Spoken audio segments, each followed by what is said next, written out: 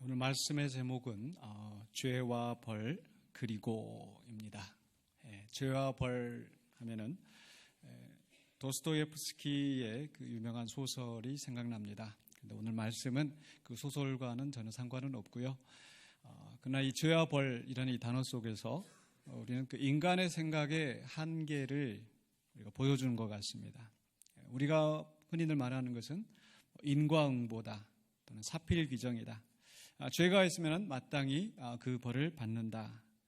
거기가 끝인 거죠.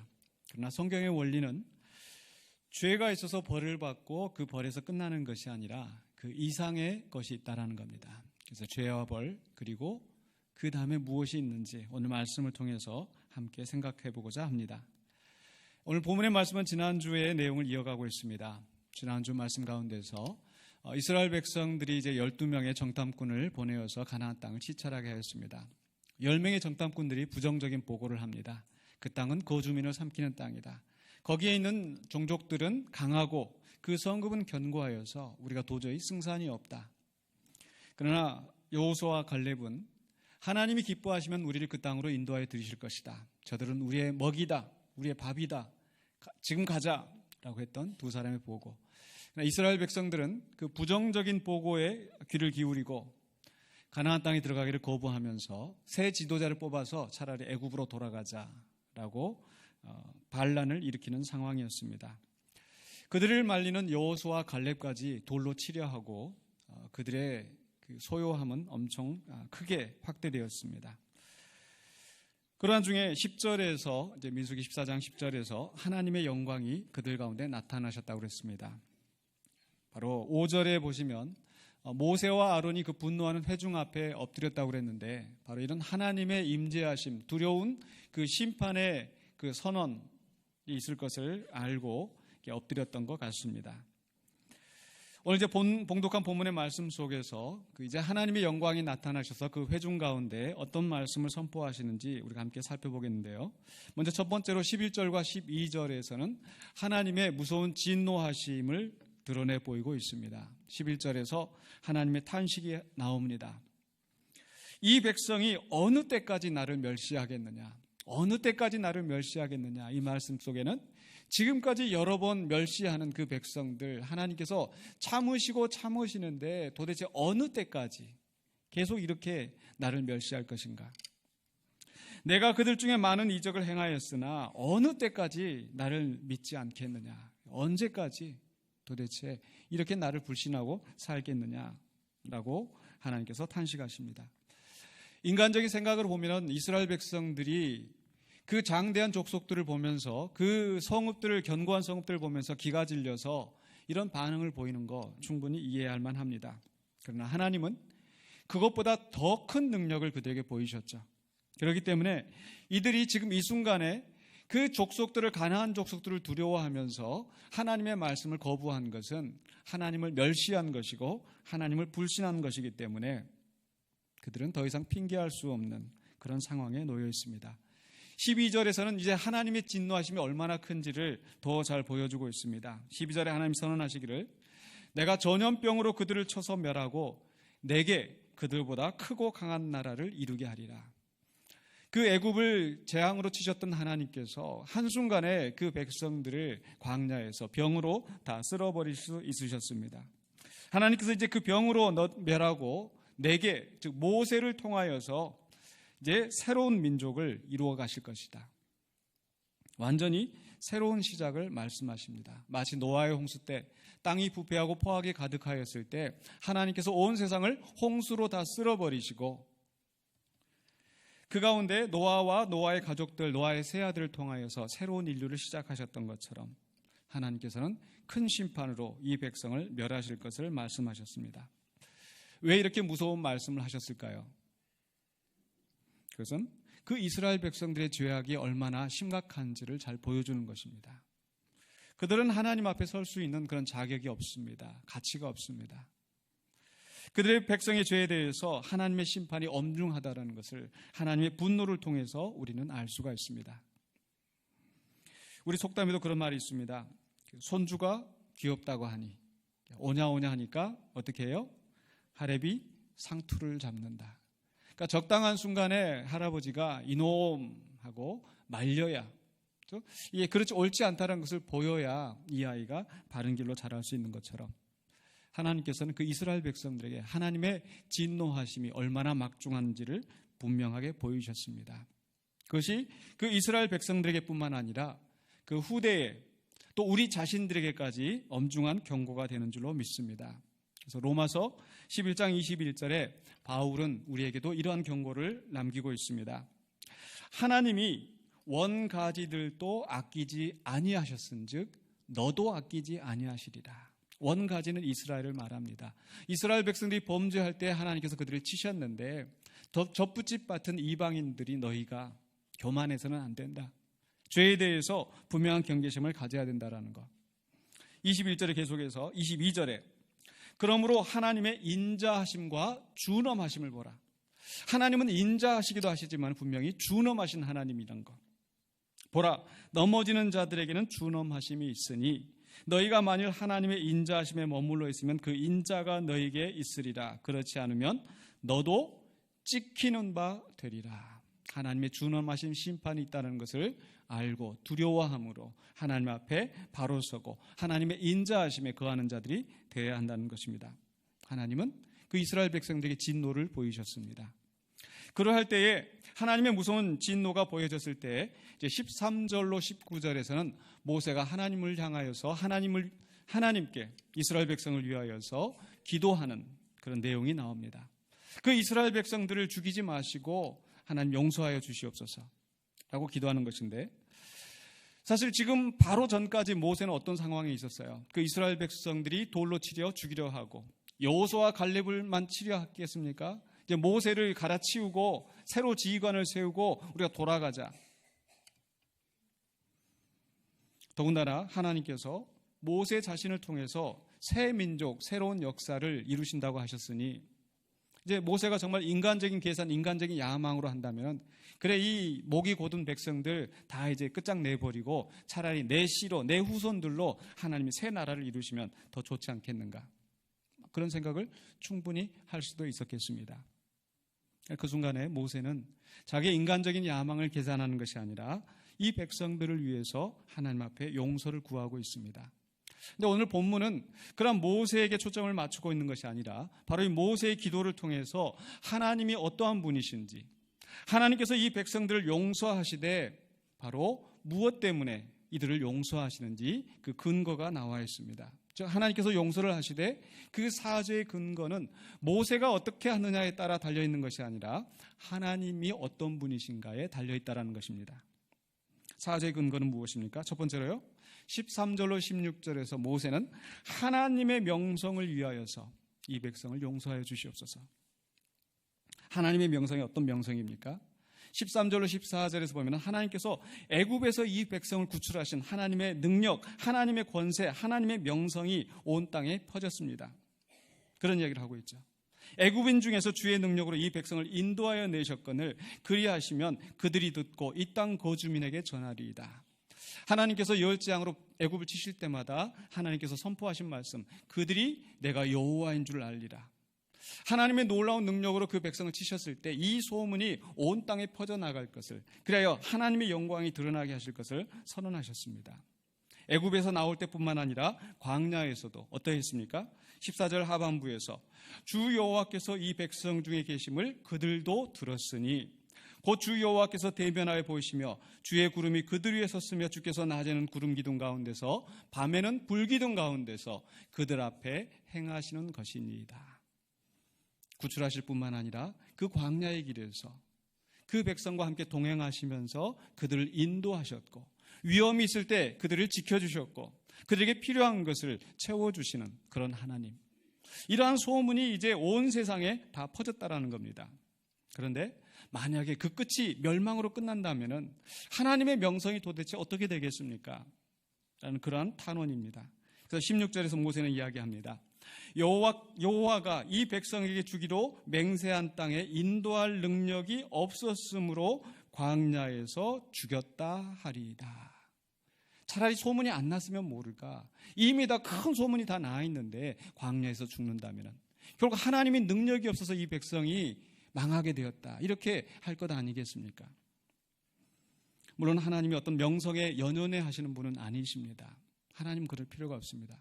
그럼에도 불구하고 하나님의 명성을 위하여서, 하나님의 영광을 위하여서 하나님께서 죄를 용서하십니다. 왜 그렇습니까? 하나님의 영광은 중요합니다. 하나님이 연연해서가 아니라 하나님은 온 땅에 마땅히 높으심을 받아야 되기 때문에, 영광을 받으셔야 되기 때문에 그 영광이 훼손되는 것 자체가 온 세상의 질서가 흐트러지는 엄청난 일이기 때문에 하나님 그 영광을 바로잡으실 필요가 있으십니다. 뿐만 아니라 하나님의 명성이 훼손되면 어떤 결과가 되겠습니까?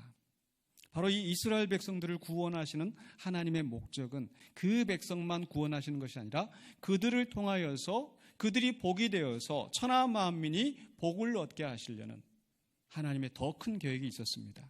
그런데 이 백성이 광야에서 죽어버린다면 어느 누가 그 하나님을 믿고 따라가겠습니까? 그렇기 때문에 하나님의 명성을 지키는 것은 인류의 구원을 위해서도 굉장히 중요한 일입니다. 바로 모세는 그것을 놓고 하나님의 명성을 위하여서, 하나님의 이름을 위하여서, 하나님의 영광을 위하여서 이 백성의 죄를 사하여 주시옵소서.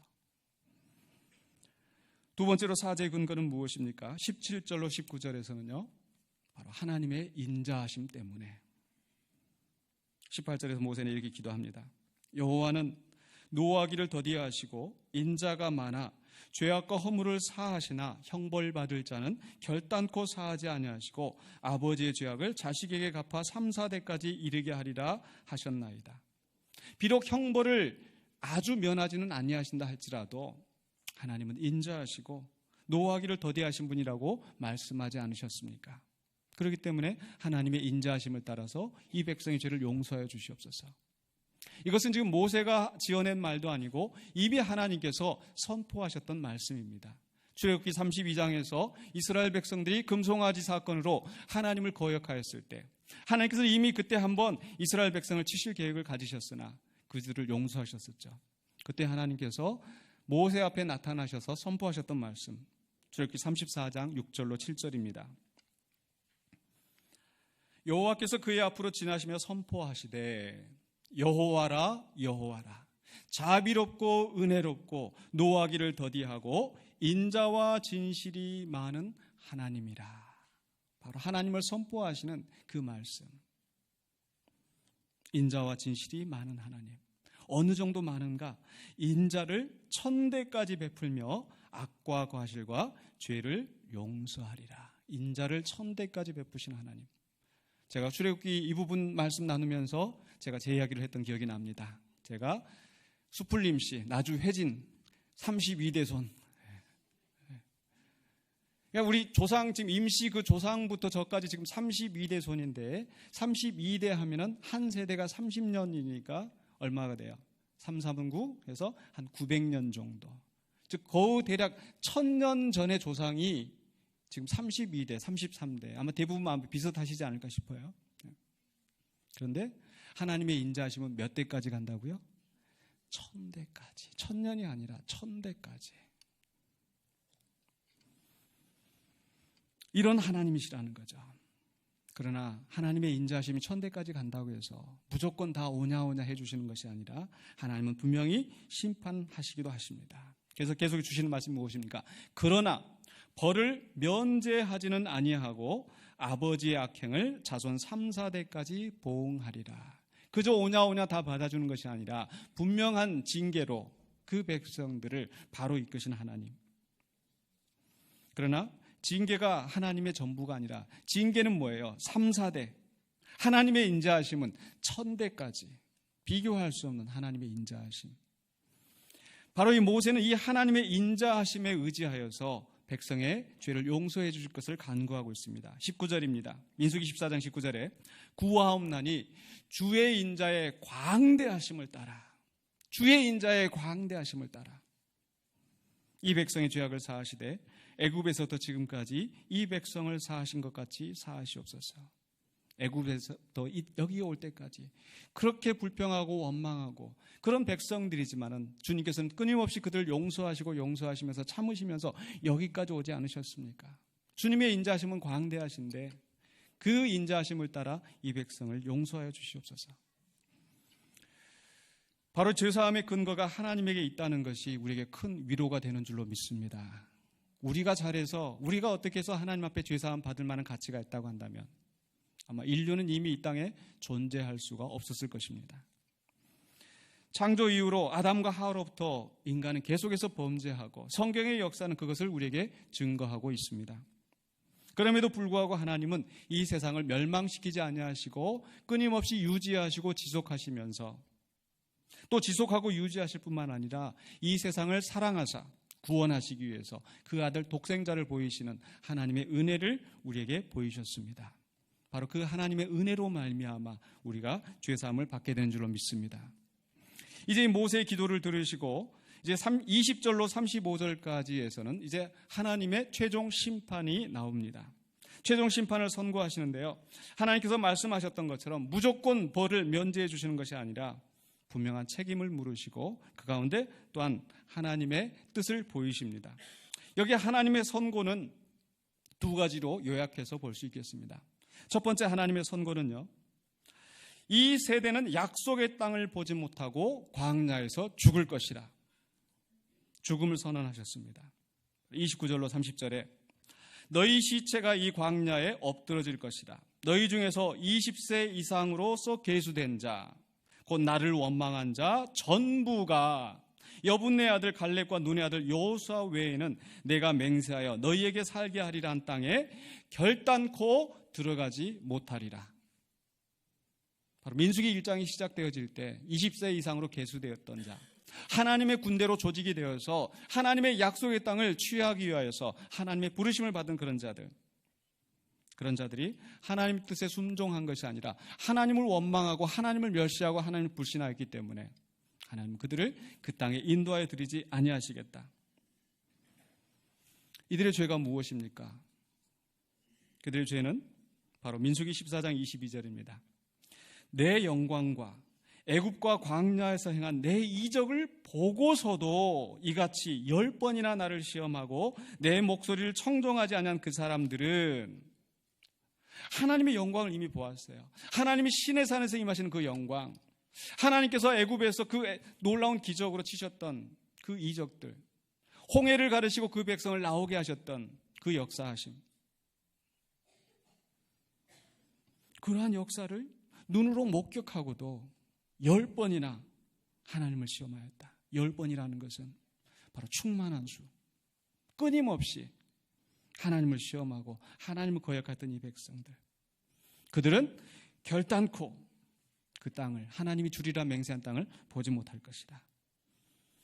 나를 멸시한 사람은 한 사람도 그것을 보지 못하리라. 하나님의 은혜를 경험하고서도, 하나님의 이적을 겪었으면서도 하나님을 불순종하는 사람들, 어쩌면 우리의 모습이 아닙니까? 그렇죠? 우리 각자에게도 하나님께서 행하셨던 놀라운 역사하심이 분명히 있었을 것입니다.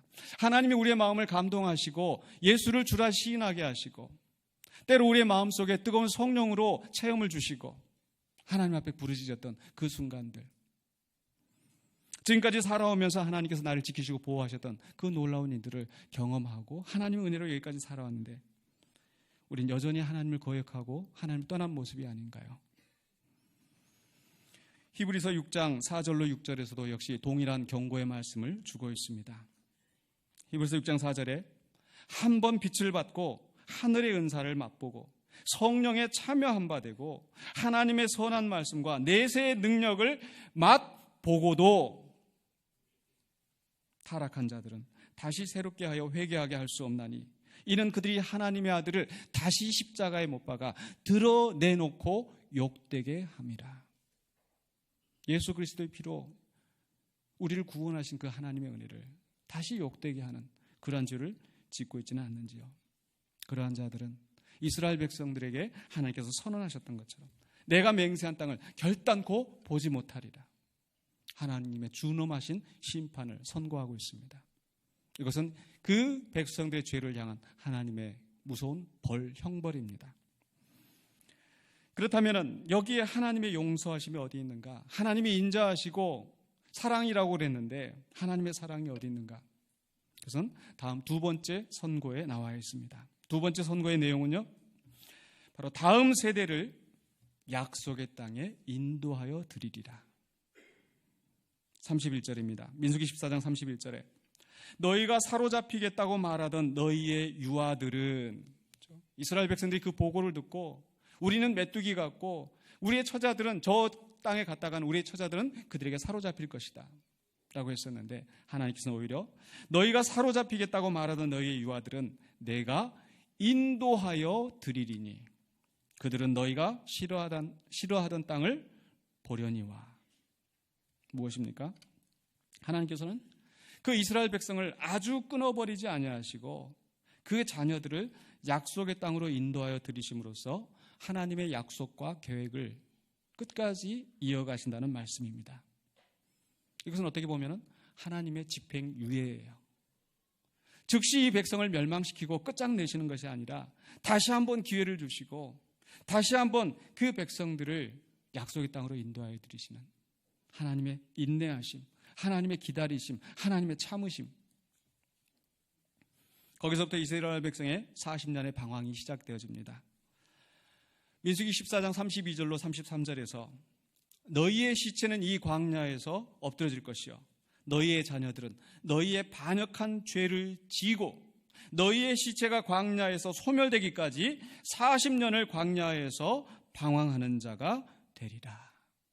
40년 동안 광야에 방황하면서 결국 그 다음 세대가 그 죄짐을 지게 된다는 겁니다. 무엇입니까? 바로 그 부모들의 죄로 말미암아 자녀들이 고통을 당하는 겁니다. 부모의 죄가 자식에게 영향을 줍니다. 물론 우리의 세상의 법에서는 연좌제 금지되어 있죠. 그러나 실제로 우리의 삶을 보면 어떻습니까? 만약에 부모가 사업에 실패하면 자식들이 고통을 받는 거예요. 부모가 온전한 삶을 살지 못하고 알코올 중독에, 부부싸움에, 폭력에, 만약에 그런 가정에서 그 자녀들이 정상적으로 자랄 수 있겠습니까? 얼마나 많은 고통을 당합니까? 그렇죠?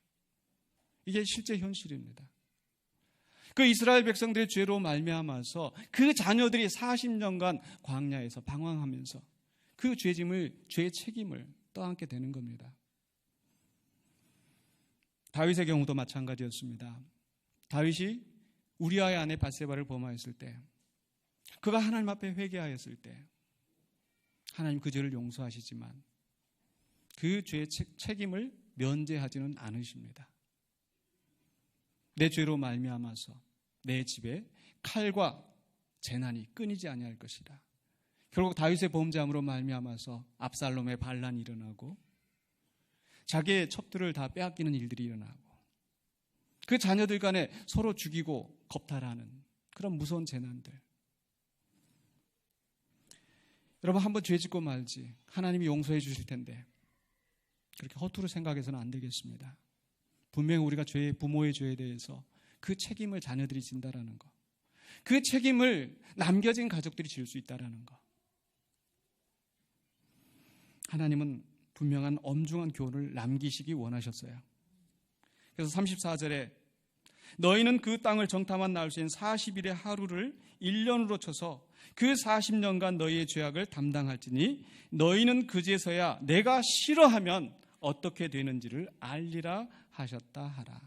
하나님이 기뻐하시면 우리를 그 땅에 인도하여 들이시겠지만 하나님이 싫어하시면 그에 따른 엄청난 심판으로 말미암아 그 세대들은 광야에서 다 죽어나가고 그 자녀들은 그 광야에서 그 부모들의 죄로 말미암아서 죄짐을 지고 가는 상황이 된다라는 겁니다. 40년의 광야의 방황 끝에 이제 이후로 펼쳐지는 이야기는 40년 광야의 방황이 시작이 되어지고 그 속에서 계속해서 이스라엘 백성들이 죽어나가는 이야기가 나옵니다. 결국 그 과정 속에서 20세 이상으로 계수되었던 자들이 다 죽어나갑니다. 무서운 하나님의 심판입니다. 하나님의 형벌입니다. 그러나 그 가운데서도 하나님의 은혜가 보여지는 것을 잊지 마시기 바랍니다. 하나님께서 그 백성을 즉시 죽음으로 끝장내시는 것이 아니라 그 후손들을 대를 이어가게 하시면서 끝까지 그 백성을 약속의 땅으로 인도하여 들이시는 겁니다. 이게 하나님의 은혜입니다. 아담과 하와가 범죄하였을 때도 하나님 역시 이런 은혜를 보여주셨죠. 창세기 2장 17절에서 선악을 알게 하는 나무의 열매는 먹지 말라. 내가 먹는 날에는 반드시 죽으리라 하시니라. 그러나 아담과 하와가 그 열매를 먹었을 때 죽었습니까? 아니요, 죽지 않았어요. 반드시 죽으리라 하셨지만은 죽지 않게 하신 이유 무엇입니까? 저는 그 해답을 창세기 3장 15절에서 찾습니다. 창세기 3장 15절에서 아담과 하와를 범죄하게 만들었던 그 뱀, 마귀를 향하여서 선고하시면서 하시는 말씀. 내가 너로 여자와 원수가 되게 하고 내 후손도 여자의 후손과 원수가 되게 하리니 여자의 후손은 내 머리를 상하게 할 것이요 너는 그의 발꿈치를 상하게 할 것이니라 하시고, 뱀이 그 여자의 후손의 발꿈치를 상하게 한다는 것, 결국 이 악의 권세로 말미암아 인간은 죄의 책임을 지고 고통을 당하게 된다는 것입니다. 결국 아담과 하와는 에덴 동산에서 쫓겨나고 그 이후로 죄와 사망이 권세를 잡고 그로 말미암아서 인간이 인간을 죽이고 억압하고 서로 시기하고 살인하고 비방하고 병들어 죽고 여러 가지 그런 죄악 속에서 우리는 고통을 당하는 것, 바로 뱀이 발뒤꿈치를 무는 그런 상황이 된 것입니다. 그러나 그게 끝이 아니고 여자의 후손이 내 머리를 상하게 할 것이다. 결국 이 여자의 후손이 이어져 가게 하심으로 말미암아 그 인간을 통해서 반드시 하나님의 나라를 회복하시는 하나님의 역사, 하나님의 은혜를 선포하신 것입니다. 바로 그 약속이 어떻게 성취되었습니까? 예수 그리스도를 통하여서, 예수 그리스도의 십자가의 사건을 통하여서 사단의 권세가 완전히 그 더 이상 죄의 값을 주장할 수 없게 하시고 사망의 권세를 멸하시고 부활하신 예수 그리스도로 말미암아 죄와 사망의 권세를 완전히 깨뜨리신 줄로 믿습니다. 이것이 하나님의 은혜요, 성경이 우리에게 보여주시는 하나님의 나라의 역사입니다. 바로 예수 그리스도를 통하여서 사단의 권세를 이기고 최후의 승리를 우리에게 얻게 하셨습니다. 이제 말씀을 마무리하려고 합니다. 여러분, 우리는 결코 하나님을 만만히 봐서는 안 됩니다. 하나님은 그저 오냐 하나님이 사랑이시라고 해서 그저 모든 것을 다 포용하시고 수용하시고 그저 만만히 넘기시는 하나님이 아니시라는 것. 하나님 분명히 우리의 죄에 대해서 엄중히 심판하시는 하나님이십니다. 물론 우리가 아무리 조심해도 여전히 죄를 이길 수 없는 것을 우리는 고백하지 않을 수가 없습니다. 우리가 주님을 안 이후에도 여전히 우리는 주님을 근심하게 하고 주님을 배반할 때가 많이 있지만, 그러나 하나님의 사죄하시는 은혜가 있기 때문에 하나님의 인자하심을 쫓아갈 때에 예수 그리스도로 말미암아서 우리를 구원하신 하나님의 은혜로 우리를 용서하시고 우리를 약속의 땅으로 끝까지 인도하여 들이실 줄로 믿습니다. 오늘 찬양대의 찬양처럼 예수 그리스도의 대속의 그 죽으심으로 말미암아 우리는 참 안식을 얻게 될 것입니다. 그 안식을 바라보면서 믿음으로 끝까지 승리하시는 저와 여러분이 되시기를 주의 이름으로 축원합니다. 기도하겠습니다. 거룩하신 아버지 하나님, 은혜를 감사합니다. 우리의 죄에 대해서 하나님 심판하시지만은 그러나 그것이 끝이 아니라 우리에게 하나님의 은혜로서 용서하시고 끝까지 승리하게 하시는 하나님의 사랑하심을 듣습니다. 그 사랑에 감격하여 주님 앞에 돌아오는 우리들이 되게 하여 주시고 죄를 지었다 할지라도 회개하며 주님 앞에 바로 서는 우리가 되게 하여 주시옵소서. 우리의 발걸음을 한 걸음 한 걸음 인도하여 주시고 그 하나님을 바라보면서 우리가 나아가는 우리가 되어서 주님이 약속하신 그 나라에서 영원한 안식을 누리며 주께 영광 돌리는 우리가 되게 하여 주시옵소서. 예수 그리스도 이름으로 기도하옵나이다. 아멘.